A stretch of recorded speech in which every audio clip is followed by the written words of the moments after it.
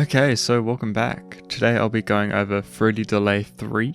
So Fruity Delay 3 is a BPM sync delay.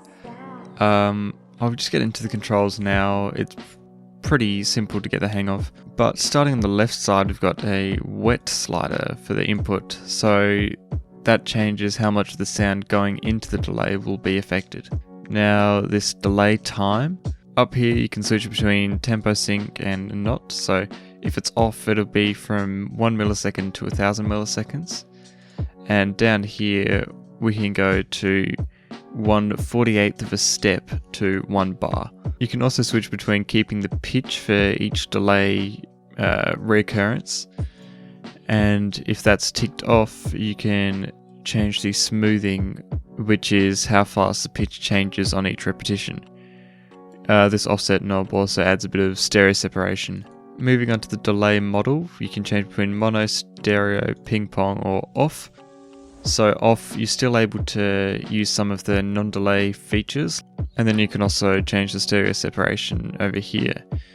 With the feedback, we've got the level, it's almost like a mix knob, and we can change the cutoff of this filter. So we've got low pass, high pass, band pass or off, and we can also change the resonance of that too. Moving over here, we can change the sample rate and bit reduction. So that can be useful when adding like a lo-fi sort of effect. If you want to do that inside of here, you can. In this modulation section, we've got a sine wave modulating the delay time. So we can change the rate here, the modulation time and the cutoff. This diffusion can act as sort of like a reverb. This level changes the volume of it, so it's actually like smearing the delay, which is creating the reverb effect. So you can also change the spread of the smears.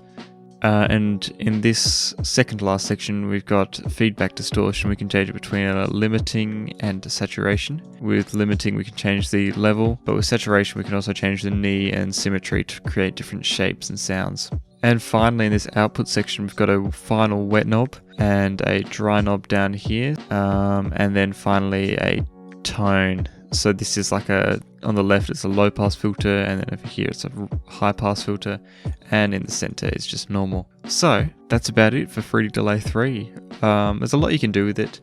These sample rate and bit reduction sections and this saturation was a bit of surprise to me because I just thought of it always as a delay. But you can actually do a bit with this in terms of actually changing the overall waveform instead of just adding something new. But that's all. Thanks for watching. Make sure to like, subscribe, and I'll catch you later.